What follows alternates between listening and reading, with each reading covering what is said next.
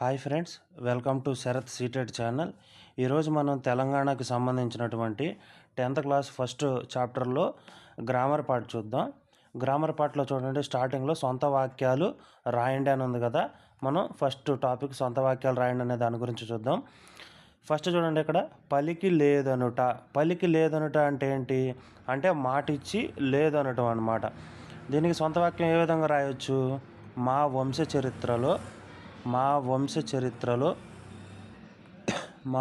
చరిత్రలో పలికి లేదనుట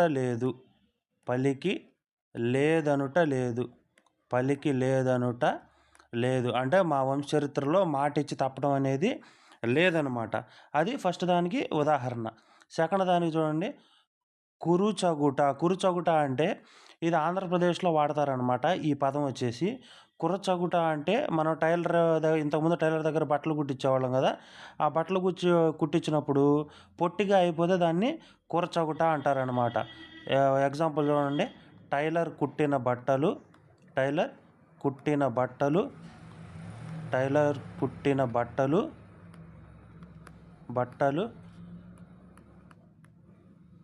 కురచయ్యాయి అంటే పొట్టిగా అయిపోయాయి అన్నమాట. కురచ అంటే పొట్టి, అంటే షార్ట్ అయిపోయాయి అన్నమాట. బట్టలు అనేవి పొట్టిగా అయిపోయినాయి. తర్వాత చేతులొగ్గు అంటే ఏంటి? చేతులు వదిలేయటం అనమాట, లేదా చేయి చాచటం. చేతులొగ్గు అంటే చేయి చాచటం అనమాట.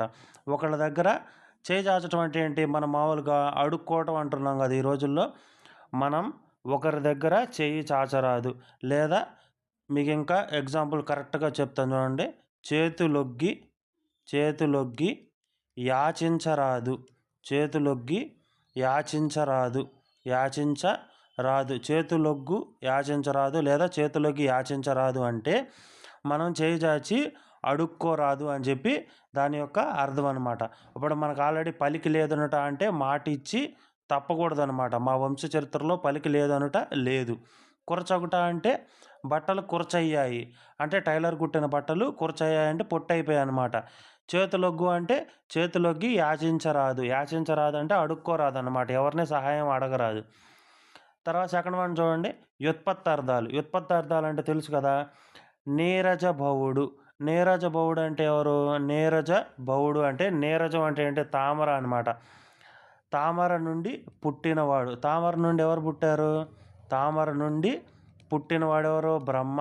తామర నుండి పుట్టినవాడు బ్రహ్మ. తామర నుండి పుట్టినవారు ఎవరు? బ్రహ్మ. సెకండ్ వన్ ఏంటిది? త్రివిక్రముడు అంటే మనకు ఆల్రెడీ ఇక్కడ తెలిసిపోతుంది కదా. అంటే 3. విక్రముడు అంటే ఎవరు? విష్ణుమూర్తి అనమాట. త్రివిక్రముడు అంటే 3 లోకాలను ఆక్రమించినవాడు లేదా కప్పించినవాడు అనమాట. అంటే 3 లోకాలు కప్పినవాడు, అంటే 3 లోకాలు ఆక్రమిస్తాడనమాట. 3 లోకాలు ఆక్రమిస్తాడనమాట. లోకాలు కప్పినవాడు ఎవరు? విష్ణుమూర్తి. కప్పినవాడు ఎవరంటే విష్ణు అనమాట. ఎప్పుడు కప్పుతాడంటే మనకి విష్ణుమూర్తి దశావతారాలు ఉన్నాయి కదా. ఆ దశావతారంలో వామన అవతారం ద్వారా విష్ణుమూర్తి 3 లోకాలను కప్పేస్తాడనమాట. నెక్స్ట్ చూడండి, నెక్స్ట్ ఏముంది? అర్థాన్ని ఇచ్చే పదాలు ఉన్నాయి కదా. నెక్స్ట్ ఏముంది చూడండి ఒకసారి. ఇక్కడ కింద వాక్యాల్లో గీత గీసిన పదానికి సరిపోయే అర్థాన్ని ఇచ్చే పదాలు రాయండి. అంటే సరిపోయే అర్థాలు అంటే ఏంటి? ఇక్కడ మన జలంతో నిండిన చెరువులు మిక్కిలి హాయిని ఆనందాన్ని ఇస్తాయి. చెరువుల్లో మనకేముంటాయి? నీరు ఉంటుంది. జలము అంటే నీరు. తర్వాత ఉదకము. జలము అంటే నీరు, ఉదకము. అదేవిధంగా సలిలము అని కూడా అంటారనమాట. నీరుని సలిలం అంటారు. తర్వాత వారి అని కూడా అంటారనమాట. వారి అన్న, సలిలం అన్న, ఉదకమన్న, నీరు అన్న, జలము అన్న ఒకటే అర్థం అనమాట. తర్వాత జీవోత్సవం కావటం కన్నా. జీవోత్సవం అంటే ఏంటి? అంటే ఎందుకు పనికి రాకుండా పోవటం కన్నా యశః కాయుడు మిన్న. యశః అంటే ఏంటి? యశస్సు అనమాట. యశః అంటే యశస్సు. యశస్సు అంటే ఏంటి? కీర్తి, ఖ్యాతి, పేరు ప్రతిష్టలు అనమాట. కీర్తి, ఖ్యాతి, పేరు ప్రతిష్టలు, పేరు ప్రతిష్టలు, విఖ్యాతి అని కూడా అంటారు. విఖ్యాతి అంటే గొప్ప ఖ్యాతి అనమాట. విఖ్యాతి. తర్వాత ఇవన్నీ యశః అనే పదానికి అర్థాలన్నమాట. యశః అంటే కీర్తి, పేరు, ప్రతిష్టలు ఇవన్నీ దాని యొక్క అర్థాలన్నమాట. తర్వాత చూడండి ఇక్కడ ప్రకృతి, వికృతి ఇవి మన బోర్డ్ ఎగ్జామ్ పాయింట్ ఆఫ్ వ్యూలో వెరీ వెరీ ఇంపార్టెంట్ అనమాట. చిన్న చిన్న ఒత్తుల దగ్గర అందరూ మిస్టేక్ రాస్తారు. ఆ ఒత్తుల దగ్గర మిస్టేక్ అవ్వకుండా ఏ విధంగా రాయాలో నేను చెప్తాను చూడండి. శ్రీ అంటే శ్రీ అనమాట. ఇది చాలా ఈజీ, ఇది అందరికి గుర్తుంటుంది. ఎక్కడేమవుతుందంటే విష్ణువు అంటే మనం ఏమనుకుంటాం నార్మల్గా, విష్ణువు అంటే విష్ణుమూర్తి అని ఇంకేదో అనుకుంటాం. కానీ విష్ణువు అంటే ఇక్కడ వెన్నుడు. విష్ణువు అంటే వెన్నుడు. నూకు నా ఒత్తు ఉంటుంది. ఇది చాలా గుర్తుపెట్టుకోవాలి. ఇక్కడ CTET of board exam point of వ్యూలో ఏ విధంగా ఇస్తారంటే వెన్నుడు అనే దగ్గర వెన్నడు, వెన్నెడు అని ఈ విధంగా అడుగుతారు. వెన్నుడు ఇది చాలా చాలా ఇంపార్టెంట్ అనమాట. ఆ తర్వాత ధర్మము ఉంది కదా, ఈ ధర్మము దగ్గర దాకి ఒత్తుండదు. దాకి ఒత్తుండదు. ఇది చాలా చాలా ఇంపార్టెంట్. ఇది గుర్తుపెట్టుకోవాలి. ధర్మము దగ్గర దమ్మము. ఇది కూడా ఇంపార్టెంట్. బ్రహ్మ దగ్గర మనకి బొమ్మ. బ్రహ్మ దగ్గర వికృతి వచ్చేసి బొమ్మ, లేదా ఇంకోటి వచ్చేసి బొమ్మ అని ఉంటుందన్నమాట. కానీ మన బోర్డ్ ఎగ్జామ్ పాయింట్ ఆఫ్ వ్యూలో ఒక వికృత పదం ఇస్తాడు కాబట్టి మ్యాక్సిమం ఇదే ఇస్తాడు. ఇది తక్కువ ఛాన్స్ ఉంటుంది అనమాట ఇవ్వటానికి. కాబట్టి ఇక్కడ కూడా కన్ఫ్యూజ్ అవుతారు. వెరీ వెరీ ఇంపార్టెంట్ అనమాట. చాలా జాగ్రత్తగా గుర్తుపెట్టుకోవాలి ఇక్కడ. సరేనా? తర్వాత చూడండి. తర్వాత నానార్థాలు చూడండి. ఇక్కడ నానార్థాలు వచ్చేసరికి కులము అని ఉంది. చాలామంది నానార్థాలకి పర్యాయపదాలకి కన్ఫ్యూజ్ అవుతారు. అయితే ఇక్కడ కులము అంటే ఏంటి, మామూలుగా కులము అంటే మనం ఏమనుకుంటాం తెలుగులో క్యాస్ట్ అనుకుంటారు. క్యాస్ట్‌కి సంబంధించి ఏమేమి వస్తాయి? మీరు వంశం వస్తుందనమాట. నానార్థాలు అంటే మీకు గుర్తుండాలని నేను అలా చెప్తున్నాను. వంశం వస్తది. మీరు ఎక్కడ నివసిస్తారు? ఇంట్లో నివసిస్తారు. అదేవిధంగా మీకు మీ తల్లిదండ్రులు ఏం ప్రసాదిస్తారు? ఒక శరీరాన్ని ప్రసాదిస్తారు. ఓకే. కులము అంటే అదేవిధంగా జాతి అనే అర్థాలు కూడా వస్తాయన్నమాట. ఈ విధంగా మీరు ఒక్కొక్కటి లింక్ చేసుకోండి. మీరు ఎక్కడుంటారు? ఇంట్లో ఉంటారు. మీదే వంశం, మీదే జాతి, మీకు తల్లిదండ్రులు ఏం ప్రసాదిస్తారు? శరీరాన్ని ప్రసాదిస్తారనమాట. ఈ విధంగా గుర్తుపెట్టుకుంటే ఈజీగా గుర్తుంటాయన్నమాట. తర్వాత క్షేత్రము అంటే మనకు తెలుసు. క్షేత్రము అంటే ఫస్ట్ గుర్తు రావాల్సింది భూమి. క్షేత్రం అంటే ఒక ప్రదేశం లాగనమాట భూమి. అదేవిధంగా క్షేత్రం అంటే ఇక్కడ శరీరం అని కూడా అర్థం వస్తది. శరీరం అని మళ్ళీ అర్థం వస్తది. అదేవిధంగా భార్య. క్షేత్రము అంటే భార్య అనమాట. అదేవిధంగా క్షేత్రం అంటే ఏంటి? తిరుమల క్షేత్రం అంటారు కదా! అదేవిధంగా పుణ్యక్షేత్రం అంటారు. లేదా తీర్థస్థలం అని కూడా అంటారనమాట. 2 చాలు మనకి. అదేవిధంగా హరి చూడండి. ఇది very very important. Board exam point of వ్యూలో హరి అనేది చాలా ఇంపార్టెంట్ అనమాట. హరి అంటే మనకు ఆల్రెడీ అందరికీ తెలుసు. హరి అంటే విష్ణువు అని అర్థం వస్తుంది. సింహం అని అర్థం వస్తుంది. సూర్యుడు అని అర్థం వస్తుంది. సూర్యుడు. అదేవిధంగా ఇంద్రుడు అని అర్థం వస్తుంది. కోతి అని అర్థం వస్తుంది. ఇంద్రుడు. చాలు. ఇన్ని చాలు. మనకు మామూలుగా 2 అడుగుతారు బోర్డులో. కానీ మనం ఇన్ని చెప్పుకున్నాం. అదేవిధంగా తర్వాత చిత్రము అంటే చూడండి. చిత్రము అంటే చిత్తరువు. చిత్రము అంటే చిత్తరువు. ఆశ్చర్యం. చిత్తరువు, ఆశ్చర్యం. అదేవిధంగా అద్భుతం అనమాట. అద్భుతం. అద్భుతం అని నానార్థాలనమాట. ఓకే. నెక్స్ట్ చూడండి మనం. నెక్స్ట్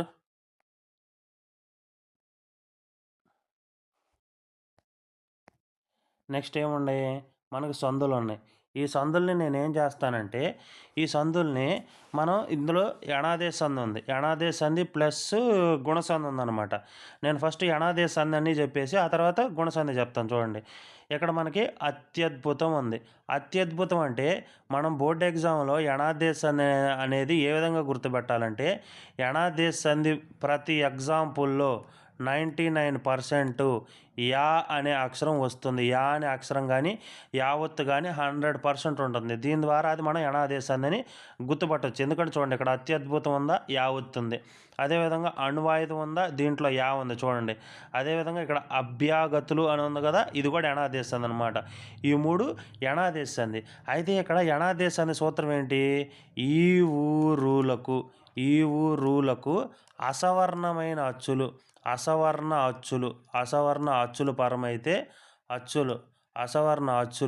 పరమైతే అసవర్ణమైన అచ్చుల పరమైతే యావారాలు ఆదేశంగా వస్తాయి. యావారాలు ఆదేశం. ఏ విధంగా ఆదేశం అనేది నేను చెప్తా చూడండి. ఇక్కడ అత్యద్భుతం ఉంది. ఇక్కడ మనది దీన్ని విడదీస్తే అంటే ఏమైంది? అతి ప్లస్ అద్భుతమైంది. ఇది మనకు పూర్వపదం, ఇది పరపదం. మనకు పూర్వపదంలో తి అనే హల్లులో ఏ అచ్చు ఉంది? తి అంటే మనకి ఈ అనే శబ్దం వస్తుంది కదా, ఈ ఉంది. ఇక్కడ తీలో ఈ ఉంది. దాని పరపదంలో ఏం పరమైంది? ఆ అనేది పరమైంది.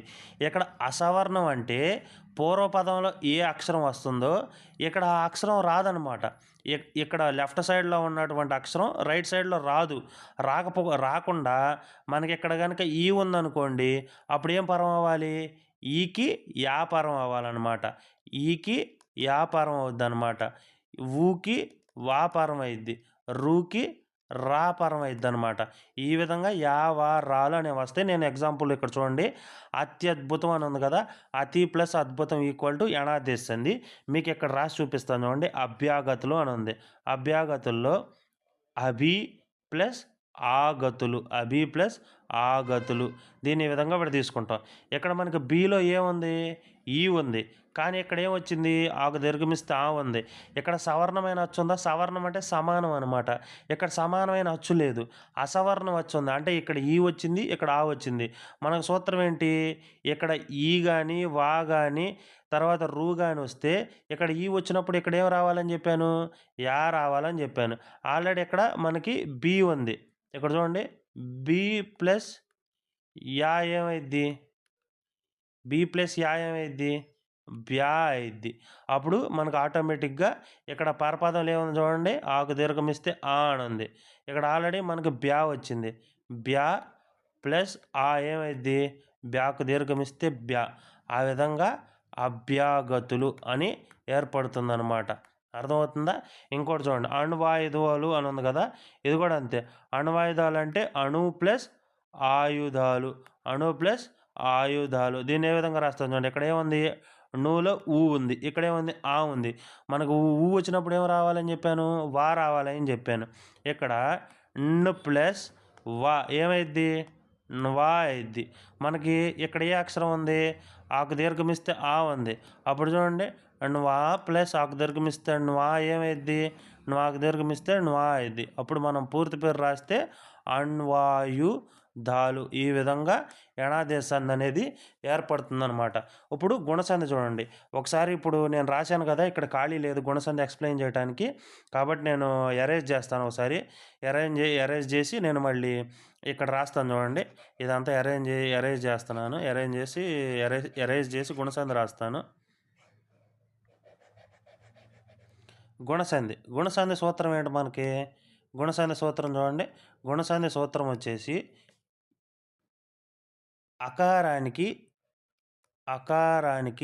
అకారానికి ఈ ఊరులు పరమైతే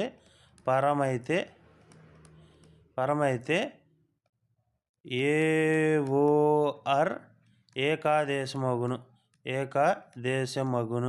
ఏ విధంగానో చెప్తాను చూడండి. ఇక్కడ గర్వోన్నతి ఉంది.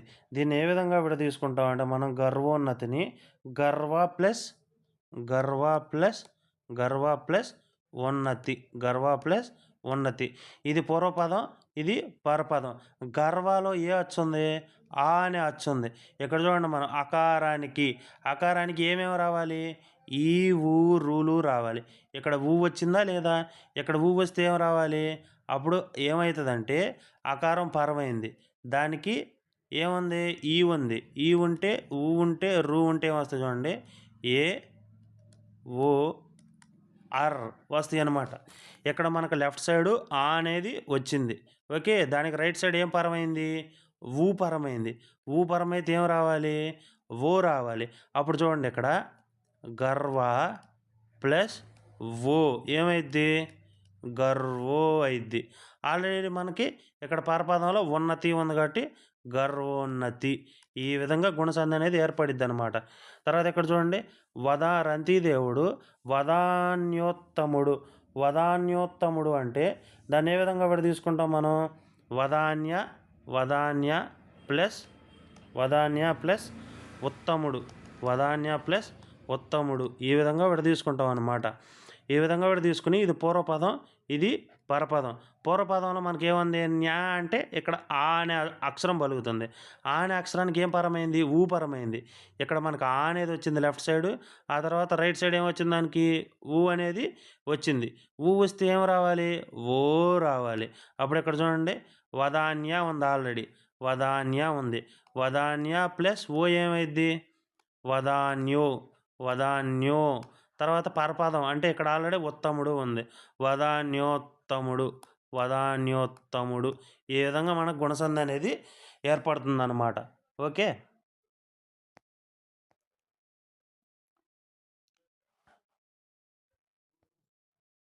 తర్వాత సందులు చూడండి. సందులు జీవధనములు ఇవి కూడా అంతే. జీవధనములు, 3 అడుగులు, దశదిక్కులు, భూత ప్రేతములు. ఇక్కడ రెండే 2 సమాసాలు ఉన్నాయి అన్నమాట. ఒకటొచ్చేసి ద్వంద్వ సమాసం, ఒకటొచ్చేసి ద్విగు సమాసం అన్నమాట. అయితే ఇక్కడ జీవధనములు.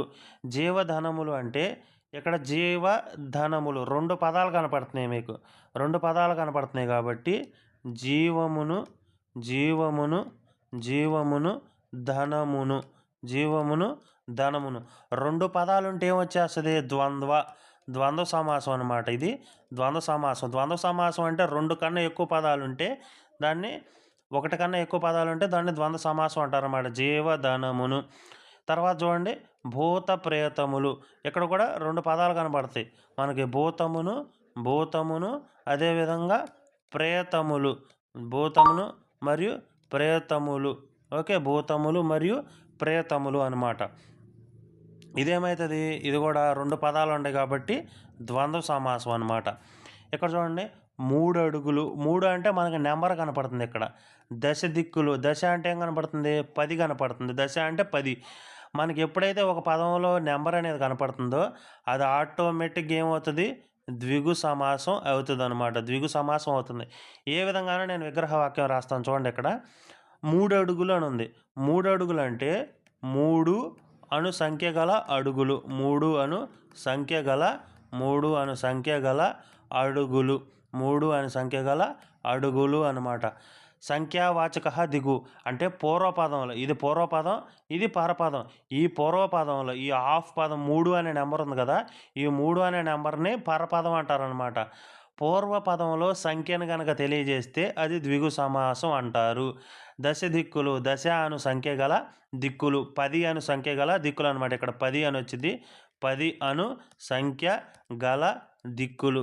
10 అను సంఖ్య గల దిక్కులు అని దీని అర్థం అనమాట. ఓకే. తర్వాత చూడండి ఇక్కడ త్రికసంధి అనమాట. ఇది ఎగ్జామ్ పాయింట్ ఆఫ్ వ్యూలో వెరీ వెరీ వెరీ ఇంపార్టెంట్ అనమాట. ఎందుకంటే దీని నుంచి ఎంసీక్యూలు పట్టడానికి చాలా అవకాశం ఉంటుంది. ఎందుకంటే మీకు ఇది ఒక ఎంసీక్యూ, ఇది ఒక ఎంసీక్యూ.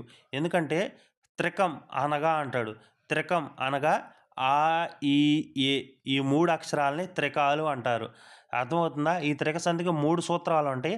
ఆ 3 సూత్రాలు ఒకదాని తర్వాత ఒకటి నేను ఎక్స్ప్లెయిన్ చేస్తాను. మీకు చాలా ఈజీగా అర్థమవుతాయి. అసలు కష్టమే కాదు. అందరూ భయపడతారు ఈ త్రికసంధి నేర్చుకోవడానికి. చాలా సింపుల్గా మీకు ఎక్స్ప్లెయిన్ చేస్తాను. ఎంత ఈజీగా ఉంటుందో మీరే చూస్తారు ఒకసారి. అచ్చోట ఉంది ఇక్కడ. అచ్చోట అంటే దీన్ని ఏ విధంగా విడదీసుకుంటామంటే ఆ ప్లస్ చోటాగా విడదీసుకుంటాం. ఇవ్విధము అని ఉంది. ఈ ప్లస్ విధముగా విడదీసుకుంటాం. ఎక్కాలము అంది. దాన్ని ఏ ప్లస్ కాలముగా విడదీసుకుంటాం. ఇక్కడ ఆ ఉంటే ఇక్కడ ఆకు దీర్ఘమిస్తే ఆ, ఇక్కడ ఈ ఉంటే ఈకి దీర్ఘమిస్తే ఈ, ఇక్కడ ఏ వస్తే ఏ కేత్వం ఇస్తే ఏ. ఎందుకు విడదీసుకున్నామంటే మనం ఏ సంధి గురించి చెప్పుకుంటున్నాం? త్రికసంధి గురించి చెప్పుకుంటున్నాం. కాబట్టి మనం విడదీసేటప్పుడు దీర్ఘాలుగా విడదీసుకుంటాం అన్నమాట. ఈ లెఫ్ట్ సైడ్లో ఒక అక్షరమే వచ్చిద్ది. ఆ ఒక అక్షరం ఈ త్రికాలే అయి ఉంటాయి. ఈ మూడిట్లో ఒక అక్షరం అయి ఉంటుంది అన్నమాట. ఏ ఎగ్జాంపుల్ తీసుకున్నా సరే ఈ విధంగా తీసుకున్న తర్వాత ఇక్కడ చూడండి పై పదాల్లో పూర్వపదాల్లో ఆ, ఈ, ఏలు ఉన్నాయి. ఇవి సర్వనామాలు. ఈ త్రికము మీద ఉన్న అసంయుక్త హల్లును ద్విత్వంగా మారుతుంది. అంటే ఒక ఎగ్జాంపుల్ తీసుకుని నేను రాస్తాను చూడండి. ఇక్కడ అచ్చోట ఉంది కదా, ఈ అచ్చోటని ఆ ప్లస్ చోట. అయితే ఫస్ట్ సూత్రం ఏంటంటే ఆ, ఈ, ఏ అను సర్వనామములు, ఇవి ఆ, ఈ, ఏ అను సర్వనామములు త్రికాలు. ఇది ఫస్ట్ సూత్రం అన్నమాట. ఈ ఫస్ట్ సూత్రం ద్వారా ఆ ప్లస్ చోట, ఇది ఫస్ట్ సూత్రం అయిపోయింది, రాసేసుకున్నాం. రెండో సూత్రం చూడండి. త్రికము మీది అసంయుక్త హల్లునకు ద్విత్వముగా మారుతుంది అంటే త్రికము మీది, ఇది త్రికం కదా, త్రికం మీది ఏ అక్షరం ఉంది? చో అనే అక్షరం ఉంది. ఆ చో అనే అక్షరం ద్విత్వంగా మారిద్దనమాట. ఆ ద్విత్వం అంటే ఏంటి? ఆ అక్షరానికి అదే ఒత్తొచ్చి జారటం ద్విత్వం అనమాట. అప్పుడేం మారిద్ది? అచ్చోట అంటే సెకండ్ సూత్రం ద్వారా చాకి చా ఒత్తొచ్చిద్ది. అయితే ఇప్పుడు నేను మీకు థర్డ్ సూత్రం చూపిస్తా. థర్డ్ సూత్రం చూపిస్తే మీకు ఈజీగా అర్థమైపోద్ది చూడండి. చూడండి. ఇలా ద్విత్వం పైన ఉన్న దీర్ఘాచ్చు హ్రస్వంగా మారుతుంది. ఇక్కడ చూశారు కదా! త్రికమ మీది అలసంయుక్త హల్లునకు ద్విత్వము బహుళముగానగు. అంటే ఇక్కడ ఇదిగో చూడండి, ఆల్రెడీ నేను ఇక్కడ చెప్పాను కదా! అచ్చోటని ఆ ప్లస్ చోటాగా విడదీసుకున్నాం. ఇది సెకండ్ సూత్రం ద్వారా. మూడో సూత్రం ఏంటంటే, ఇలా ద్విత్వం పైన ఉన్న దీర్ఘాన్ని, ద్విత్వం పైనున్న దీర్ఘం అంటే చూడండి, ఆ ప్లస్ చోటు ఫస్ట్ సూత్రం ద్వారా. ఓకే. సెకండ్ సూత్రం ద్వారా ఆ ప్లస్ చోటుగా మారింది. ఇప్పుడు రెండో సూత్రం ద్వారా ఏమవుతుందంటే, ఈ చోకి ముందున్న అక్షరం ఏంటి? ఆకు దీర్ఘమిస్తే ఆ ముందున్న అక్షరం. ఈ ముందున్న దీర్ఘాక్షరం అనేది ఆకు దీర్ఘమిస్తే ఆ అనేది దీర్ఘం అనమాట. ఈ ఆకు దీర్ఘమిస్తే ఆ అనేది దీర్ఘం. ఈ ఫస్ట్ ఆ అనేది ఏంటిది? హ్రస్వం అనమాట. హ్రస్వం అయింది. ఇక్కడ చూడండి, మూడో సూత్రం చూడండి. ఇలా ద్విత్వం పైన ఉన్న దీర్ఘాచ్చు, ఇదే కదా దీర్ఘం, ఇది అచ్చే కదా, ఈ దీర్ఘాచ్చు హ్రస్వంగా మారుతుంది. అంటే ఎలా మారుద్ది? ఆగా మారి అచ్చోటు అయిద్దనమాట. ఈ విధంగా మనకి అచ్చోటు అను రూపం ఏర్పడుతుంది. ఇది చాలా ఈజీ. కష్టం అనుకుంటారు, చాలా సింపుల్, ఈజీ. నేను అచ్చోటు అనేది రాశా. ఇప్పుడు ఇదిగోండి, ఈ విధము అని ఉంది కదా, ఇదిగో ఈ విధము అని ఉంటే ఇది అసలు స్టార్టింగ్లో ఎలా ఉంటుందంటే ఇదిగో ఇలా ఉంటుందండి రూపం. ఇలా ఉంటుంది. ఈ విధము అని ఉంటుంది. దీన్ని మనం త్రికసాంధ్య సూత్రం ద్వారా ఈ ప్లస్ విధము అని రాసుకుంటాం ఫస్ట్ సూత్రం ద్వారా. రెండో సూత్రం ద్వారా ఈ ప్లస్ వీకి ఏమొస్తుంది? అదే ఒత్తొచ్చి చేరిద్ది అనమాట. ఒత్తొచ్చి చేరి ఈ విధము అయిద్ది. మూడో సూత్రం ఏమైద్ది? ఈ వీకి వావొత్తున్న అక్షరానికి ముందున్న అక్షరము దీర్ఘం అయితే ఏమైద్ది? రసం అయిపోద్ది. రసం ఏమైద్ది? ఈ విధము అని మారిపోద్ది. అర్థమవుతుందా? ఇంకొక ఎగ్జాంపుల్ చెబుతా. ఇదిగోండి, ఎక్కాలము అని ఉంది. ఎక్కాలము అంటే అసలు రూపం ఇదిగోండి, ఇది ఎక్కాలము. మనకి ఎగ్జామ్లో ఇదిగో ఇలా అడుగుతాడు, ఎక్కాలము అనేది ఏ సంధికి ఉదాహరణ అని. ఈ ఎక్కాలాన్ని మనం ఏ విధంగా రాసుకుంటాం? మనకి ఇక్కడ ఏ అనే అక్షరం కనపడిందంటే మనకి త్రికసంధి అని ఐడియా వచ్చేయాలి. త్రికసంధి ఏ విధంగా రాసుకుంటాం? ఏ ప్లస్ కాలముగా విడదీసుకున్న తర్వాత ఇక్కడ మనకి ఫస్ట్ సూత్రం, ఇది ఫస్ట్ సూత్రం, ఆ ఈ ఏ సర్వనామములు త్రికములు అనే ఫస్ట్ సూత్రం ద్వారా. తర్వాత రెండో సూత్రం ఏంటి? త్రికంబు మీది అసంయుక్త హల్లునకు ద్విత్వం అనమాట. ఇక్కడ ఈ కాకి కావొత్తొచ్చి చేరి ఎక్కాలము అని రెండో సూత్రం అనమాట. అయితే ఇక్కడ ద్విత్వం పైన ఉన్న దీర్ఘానికి, అంటే ద్విత్వం పైన ఉన్నటువంటి దీర్ఘాచ్చు, దీర్ఘం ఇక్కడ దీర్ఘమే కదా, ఏ అనేది అచ్చే కదా, ఇక్కడ దీన్ని హ్రస్వంగా మారిద్దనమాట. అచ్చు హ్రస్వంగా మారి ఎక్కాలము అని వచ్చేసిద్ది. చాలా సింపుల్ అనమాట. మీరు ఏ ఎగ్జాంపుల్ తీసుకున్నా, మీరు ఏ ఎగ్జాంపుల్ తీసి రాసినా సరే ఇంతే అనమాట. చాలా ఈజీ, అది పెద్ద విషయమే కాదు. తర్వాత ఇక్కడ ఇంకేం ఎగ్జాంపుల్ మిస్ చేసాం? ఇదిగోండి, ఎక్కాలము అని ఇంకొక ఎగ్జాంపుల్ ఉంది. ఇది కూడా తీసుకుందాం. ఆల్రెడీ చెప్పుకున్నాం కదా ఎక్కాలము. ఓకే, అచ్చోటు కూడా చెప్పుకున్నాం. అది మీ exam point of view text బుక్లో ఉన్న ఎగ్జాంపుల్స్ వరకు సరిపోతాయి. టెక్స్ట్ బుక్లో ఉన్న ఎగ్జాంపుల్స్ అన్నీ మ్యాక్సిమం ఇదిగోండి, ఈ విధం కూడా చెప్పేశాను. అచ్చోటు ఇది అయిపోయింది. 3 ఎగ్జాంపుల్స్ చెప్పేశాను.